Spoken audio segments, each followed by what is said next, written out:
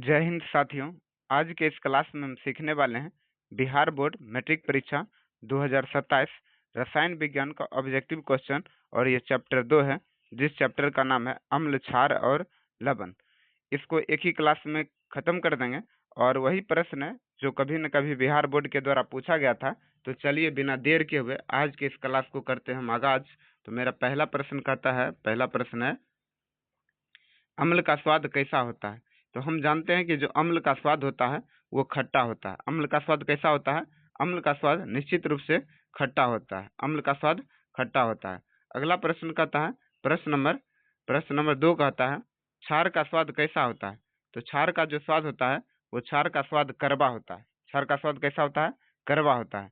प्रश्न नंबर 3 कहता है पीएच स्केल का मान कितने तक होता है। पीएच जो स्केल होता है उसमें 0 से लेकर 14 तक इसका पीएच मान ज्ञात किया जा सकता है। और इसका जो खोज किया था जे सोरेनसन के द्वारा पीएच स्केल की खोज किया गया था। अगला प्रश्न कहता है, प्रश्न नंबर 4, पीएच बराबर 7 यानी जब किसी विलयन का मान पीएच बराबर 7 होगा यानी पीएच मान 7 होगा तो वो क्या दर्शाता है? उदासीन दर्शाता है। क्या दर्शाता है? उदासीन दर्शाता है। प्रश्न नंबर 5 कहता है इनमें से कौन अम्ल है? अम्ल कौन है? HCl एक प्रकार का अम्ल है जिसे हाइड्रोक्लोरिक अम्ल के नाम से जाना जाता है और ये हमारे आंत में पाया जाता है यानी पेट में पाया जाता है। प्रश्न नंबर 5 कहता है इनमें से कौन क्षार है, यानी कौन क्षार HCl है। इनमें से कौन जो क्षार है वह HCl का कार्य करता है। तो NaOH जो है एक प्रकार का HCl का कार्य करता है। प्रश्न नंबर 7 कहता है लिटमस का रंग अम्ल में होता है। इन लिटमस का रंग अम्ल में कैसा होता है? तो लाल हो जाता है। लिटमस का रंग अम्ल में कैसा हो जाता है?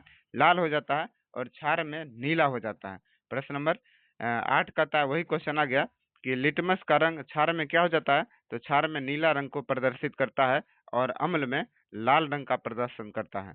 प्रश्न नंबर 9 कहता है अम्ल प्लस क्षार यह अभिक्रिया करता है तो क्या बनाता है? अम्ल और क्षार जब भी अभिक्रिया करेगा तो ये बनाता है अम्ल यानी लवण प्लस जल बनाता है। क्या बनाता है? लवण प्लस जल बनाता है। इसी को उदासीनीकरण अभिक्रिया के नाम से जाना जाता है। प्रश्न नंबर 10 कहता है HCl प्लस NaOH गुज 2 बनता है NaCl प्लस H2O। ये किस प्रकार की अभिक्रिया का उदाहरण है? तो यह उदासीनीकरण अभिक्रिया का उदाहरण है। प्रश्न नंबर 12 कहता है पीएच यानी पीएच का मान 7 से बड़ा होगा। 7 क्या होगा? बड़ा होगा। तो क्या होगा? यह अम्लीय होगा। 7 से ज्यादा होगा तो अम्लीय और 7 से कम होगा तो क्षारीय हो जाएगा। आ गया क्वेश्चन, ये अम्ल का यानी पीएच मान 7 से कम है, यानी 7 से बड़ा होगा पीएच मान तो क्या होगा? क्षारीय हो जाएगा और 7 से कम रहेगा तो अम्लीय हो जाएगा। अगला प्रश्न कहता है निम्नलिखित में से कौन प्राकृतिक सूचक है? प्राकृतिक सूचक को हल्दी के नाम से जाना जाता है। इनमें से ऑप्शन में प्राकृतिक सूचक हल्दी है। प्रश्न नंबर 15 कहता है 14, अम्ल का जलीय विलयन क्या देता है? अम्ल का जो जलीय विलयन रहता है वो H प्लस आयन प्रदान करता है।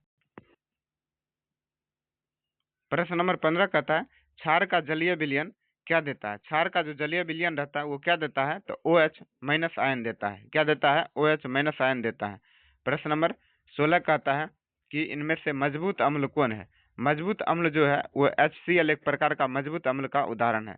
प्रश्न नंबर 17 कहता है इनमें से कमजोर अम्ल कौन है? तो कमजोर अम्ल जो है CH3COOH। आप लोग कमेंट बॉक्स में बताइएगा कि इसको क्या कहा जाता है। प्रश्न नंबर 18 कहता है निम्नलिखित में से कौन सा लवण है? तो लवण जो है NaCl एक प्रकार का लवण का उदाहरण है। प्रश्न नंबर 19 कहता है धातु से यानी अम्ल धातु से अभिक्रिया करके क्या बनाता है? नमक प्लस हाइड्रोजन बनाता है। क्या बनाता है? नमक प्लस हाइड्रोजन बनाता है। प्रश्न नंबर 20 कहता है Zn प्लस HCl गुज 2 बनता है यानी ZnCl2 और क्या बनेगा? और इसमें से H2 बनेगा। प्रश्न नंबर 21 कहता है अम्ल का पीएच मान समानता कितना होता है? अम्ल का जो पीएच मान होता है वो 7 से कम होता है। प्रश्न नंबर 22 कहता है क्षार का पीएच मान कितना होता है? तो क्षार का जो पीएच मान रहता है समानता 7 से अधिक होता है। प्रश्न नंबर 23 कहता है इनमें से कौन एक प्रकार का अम्ल नहीं है? तो NaOH एक प्रकार का अम्ल नहीं है, यह क्षार का उदाहरण है। प्रश्न नंबर 24 कहता है फेनोल्फेथिलीन अम्ल में रंग कैसा होता है? यह रंगहीन होता है। कैसा होता है? रंगहीन होता है। प्रश्न नंबर 25 कहता है फेनोल्फेथिलीन में क्षार कैसा रंग प्रदर्शित करता है? तो गुलाबी रंग प्रदर्शित करता है। प्रश्न नंबर 26 कहता है मिथाइल ऑरेंज अम्ल में कैसा रंग देता है? तो ये लाल रंग देता है। कैसा रंग देता है? लाल रंग प्रदान करता है। प्रश्न नंबर 27 कहता है मिथाइल ऑरेंज क्षार में कैसा रंग देता है? तो ये क्षार में पीला रंग देता है। कैसा रंग देता है? पीला रंग देता है। प्रश्न नंबर 28 कहता है अम्ल धातु कार्बोनेट से अभिक्रिया करके क्या बनाता है? अम्ल जो रहता है धातु कार्बोनेट से अभिक्रिया करके नमक प्लस जल प्लस HCO2 बनाता है। क्या बनाता है? नमक और जल और CO2 बनाता है। प्रश्न नंबर 28 कहता है CaCO3 प्लस HCl गोज2 बनता है CaCl2 और क्या बनेगा? और इसमें से बनेगा CO2 प्लस H2O यानी कार्बन डाइऑक्साइड और जल बनेगा। प्रश्न नंबर 30 कहता है साबुन का विलयन किस प्रकृति का होता है? साबुन का जो विलयन रहता है वो क्षारीय प्रकृति का होता है। याद रखेंगे इसको आप लोग। आगे कहता है प्रश्न नंबर 30 अम्ल का जलीय विलयन बहुत यानी विद्युत का सुचालक क्यों होता है? क्योंकि इसमें आयन होता है। इसमें क्या होता है? आयन होता है। प्रश्न नंबर 32 कहता है NaOH को और क्या कहा जाता है? इसे क्षार के नाम से जाना जाता है। क्या कहते हैं? इसे क्षार के नाम से जाना जाता है। प्रश्न नंबर 33 कहता है H2SO4 का नाम क्या है? H2SO4 को सल्फ्यूरिक अम्ल के नाम से जाना जाता है या इसी को किंग ऑफ केमिस्ट्री या रसायन के राजा के नाम से जाना जाता है। प्रश्न नंबर 34 कहता है HNO3 नाम है, किसका नाम है? यह नाइट्रिक अम्ल का नाम है HNO3। प्रश्न नंबर 35 कहता है H3COH ये किस प्रकार का अम्ल है? एक प्रकार का कमजोर लवण है, कमजोर अम्ल है। प्रश्न नंबर 36 कहता है क्षार उदाहरण है, किसका? क्षार उदाहरण है यानी NaOH एक प्रकार का क्षार का एग्जाम्पल है। प्रश्न नंबर 37 कहता है नमक जो है, नमक का निर्माण कैसे होता है? नमक का जो निर्माण होता है अम्ल और क्षार दोनों से होता है। तो ये कैसा अम्ल यानी परवल अम्ल और परवल क्षार जब अभिक्रिया करता है तो नमक का निर्माण होता है। प्रश्न नंबर 38 कहता है निम्नलिखित में से कौन अम्लीय ऑक्साइड है? अम्लीय ऑक्साइड CO2 एक प्रकार का अम्लीय ऑक्साइड का एग्जाम्पल है। प्रश्न नंबर 39 कहता है इनमें से कौन एक क्षारीय ऑक्साइड है? तो Na2O एक क्या है? एक क्षारीय ऑक्साइड का उदाहरण है। पीएच स्केल किससे मापा जाता है? पीएच स्केल किसे मापता है? यानी अम्लीयता और क्षारीयता को मापता है, पीएच स्केल मापता है। और पीएच स्केल में 0 से लेकर 14 तक पीएच मान ज्ञात किया जा सकता है और पीएच स्केल की खोज सोरेनसन के द्वारा किया गया था। प्रश्न नंबर 41 कहता है दांत का क्षय किस कारण से प्रारंभ हो जाता है? अम्ल के कारण। यानी किताब में दिया गया जब मुंह का पीएच मान 5.6 से कम होने लगता है तो दंत का क्षय प्रारंभ हो जाता है।